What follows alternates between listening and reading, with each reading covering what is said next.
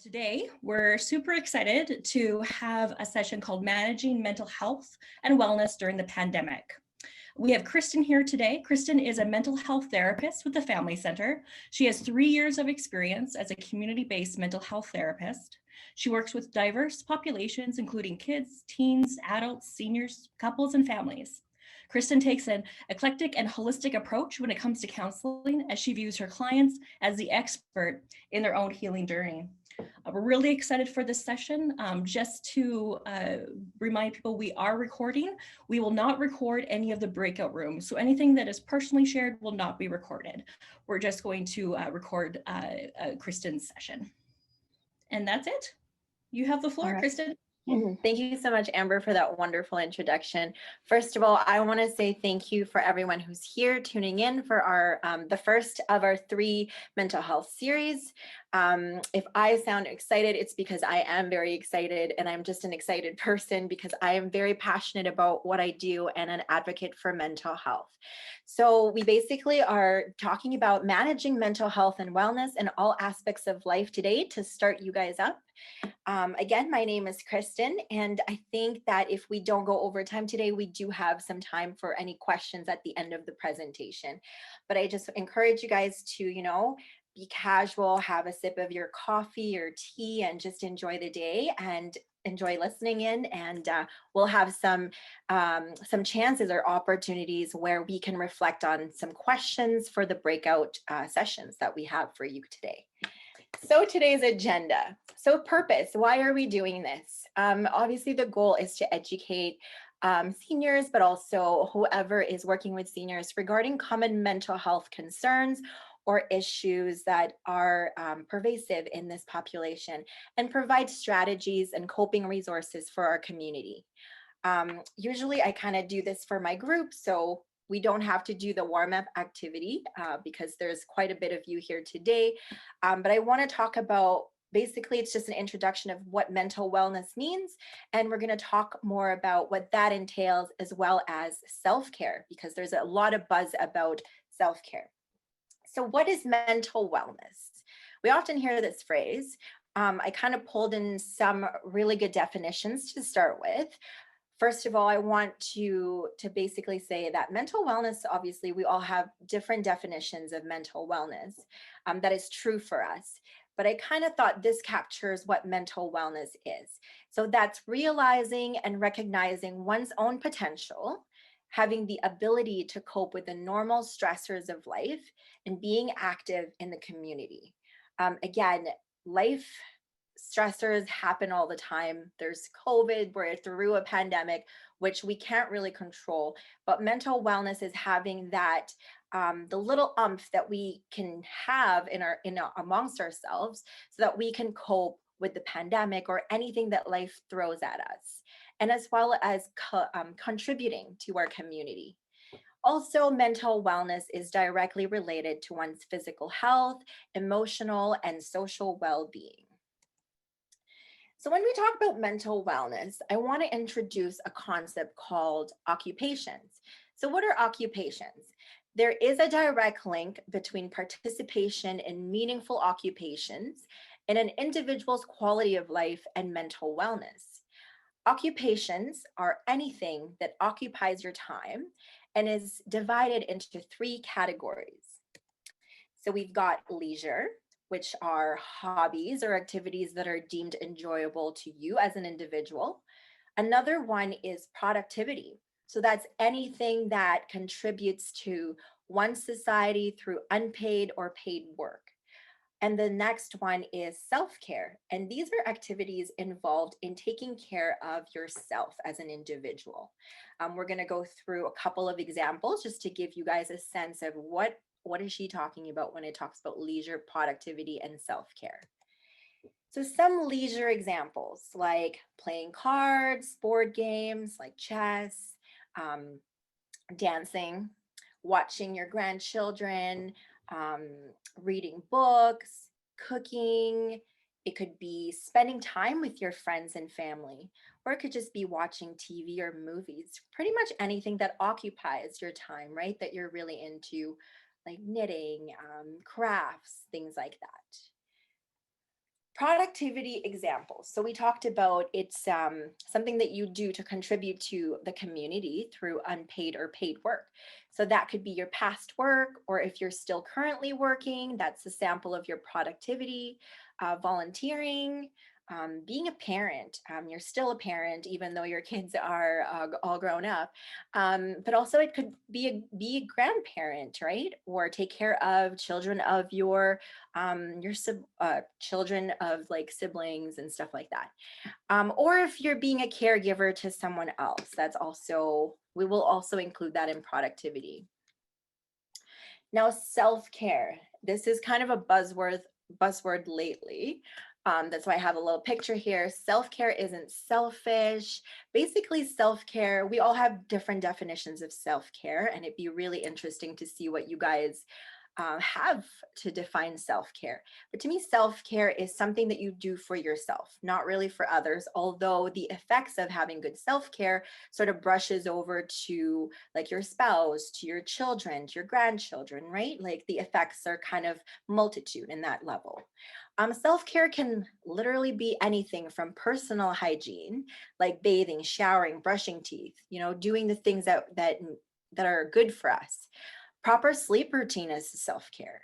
Cooking and eating healthy food, cleaning, driving, doing chores, right? Because it does have an effect on us. If we have a clean environment, it adds to our mental health, to better mental wellness.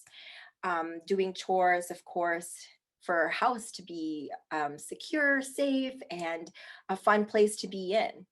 Avoiding excessive exposure to media coverage is also a self-care that I hear some people do, especially when we talk about being in the pandemic, where there's so many stuff out there, news every day about cases of coronavirus and deaths and things like that. And it could be all too much.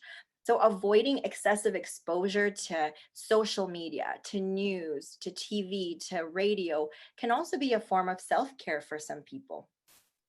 Coping skills like deep breathing, relaxation, journaling, talking to a counselor or psychologist sometimes.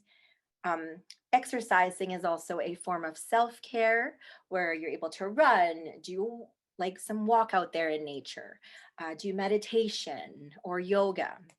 Medication management is also a form of self-care, not forgetting to take your medications, especially if they're important to you. That's a form of self-care. I also added one for gratitude, right? Just acknowledging things that you are grateful for every day. Having a journal or just verbalizing it, or even being aware of your gratitude. So like I said, self-care is different for everyone. It is whatever works for you.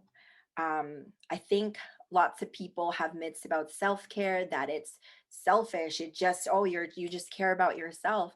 Well, how can we really care for others if we do not come from a place of a full cup within ourselves? And again, self-care, I can't stress this enough, but self-care is really what works for you as an individual. It doesn't matter what your friend is doing, what your spouse is doing for their self-care. It's very much catered to what works for you. So self-care can be, so these are some of the ones that maybe people don't associate with self-care, but we can argue that it is a form of self-care because it's taking care of your needs. For example, asking for help, especially during this time, it's really hard for us to ask for help or reach out, even though we're like dying of connection or dying of anything when we're lonely. Spending time alone can also be a self-care. For example, I spend a lot of time with clients. I love this work, but I also have a 5-year-old son that I have to take care of.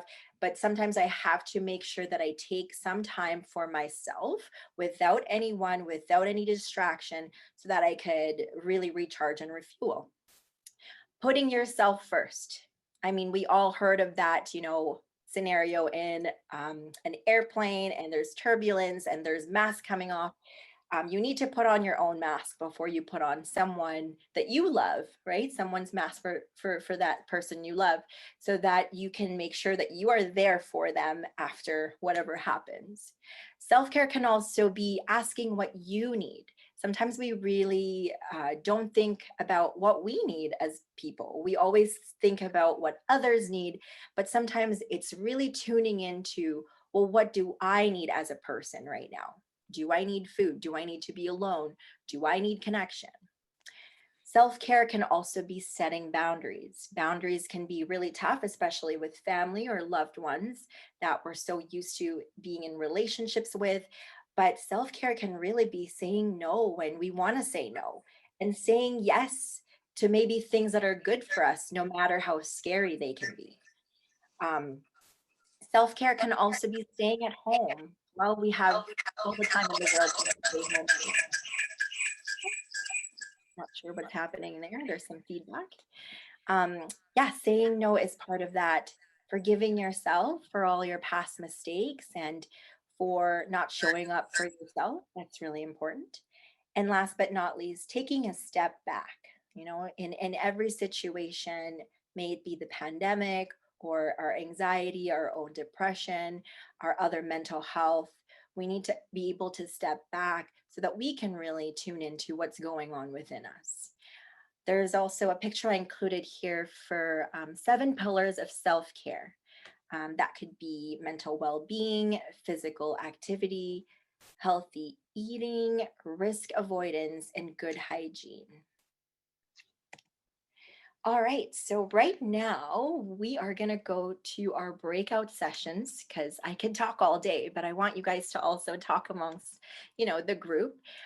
So the question I have for you guys is, can you think of examples of leisure, productivity, or self-care activities that have worked for you in the past, where you might have used it for your own coping tools? So funny thing, even as a therapist, I advocate mental health, but I also use it. I basically practice what I preach. I go to my therapist too, and I found a good one. And I love doing that, to not just ethically as a professional, but for me, this is not just my job. It's something that I love, is self-improvement. So psychological self-care is really important to all of us, especially through the pandemic, right? And that could also be just talking to people about your emotions or verbalizing them, right? Now we're going to go to emotional, allowing yourself to experience a full range of emotions. So, something that I like to give out to my clients is an emotional wheel. You can Google this, it's free, you can download it. What it is literally a wheel of names of emotions. So, there's a trick to this. If we don't know what we're feeling, how the heck are we going to know how to cope with it? Right? It's just a mix of jumble stuff. You're like, I don't know what I'm feeling. Emotions are they're powerful. They really tell you, it's like our body's alarm system. So if you're really not aware or attuned to what you're feeling, you might not know what you're dealing with. Hence, you don't know how to cope with it. It's not that you don't know how to cope with it, but it's just like you don't know the problem. So how are you going to find out how to cope with it, right? For example, okay, what am I feeling today? It's as easy as checking in with yourself. It's kind of like an emotional thermometer. Today, what am I feeling right now? Okay, well, I feel excited. I feel passionate. Where do I feel that in my body? Okay, I feel it everywhere. I obviously feel it in my hands. That's why you guys see me like so animated, and in my face. And what do I do about it? Well, I show up to this stuff so that I could share what I'm really passionate about. So allowing yourself to sort of be an observer of your emotions, right? That's kind of the trick, so that your emotions don't do the other way around, where they engulf you, where you're now your sadness. You want to take charge. You want to take a back seat and observe what your emotions are, so that you can cope with any of the life stressors that you have right now. Spiritual, having a sense of perspective beyond daily life. It goes beyond your religion. If you have religious practices, any rituals you have, it could also be tuning to whatever works for you, right? It's just having that sense of insights, growth, whatever spirituality means to you, something that helps you stay grounded or focused, having a sense of purpose, that's also important to include in a self-care plan. So for example, for my spirituality, I like to go to yoga. It's somewhere I could feel grounded, and I can ground my energy, and I can really tune in to my body and my emotions, and it helps me gain perspective because it really declutters the mental chatter in my head. And last but not least, it's relationships or the social aspect. So, our self care plan can include maintaining healthy, supportive relationships, like with your friends, neighbors, family, or grandchildren. Now, I know this is a touchy one right now because, excuse me, let's face it, we're in a pandemic, there's only limited contact. But the thing is, sometimes a self care could be FaceTiming or Zooming, our friends, our family to do a quick check-in. Even in my practice, I've noticed that I do a lot of phone counseling, but a lot of my clients say it changed a lot when they were able to video when we were able to do launch video counseling, because you can tell if the person is listening to you or if it's attuned to you, and it's really like the best thing we got. And I do this now in my daily life too, where I started like coffee dates with my friends, where I bring my own coffee. First of all, you save money; you don't have to go anywhere. So transportation, you save time, transportation, and you can talk for hours with your friend who has whatever beverage of her choice. Hey, if she wants mimosas, go for it, girlfriend. But I'll have my tea. Yeah. So again, we often tune into our limiting beliefs of what relationships are, that it has to be in person. But you know what? Sometimes it can also be a phone. I remember someone talking about, calling someone and then they watch a movie together, right, while they're kind of talking on the phone. Or it could be FaceTime, I guess. You're watching the same movie. It's as if you're together. What it is it kind of tricks our brain that we are in person, we are in contact. And so contact connection is very, very crucial to how we can survive this pandemic together. That's why I'm so grateful for you guys throwing this forum here so that we can enjoy and share a space where we could talk about things and we could feel like we belong in a community despite what's happening out there in our environment. All right.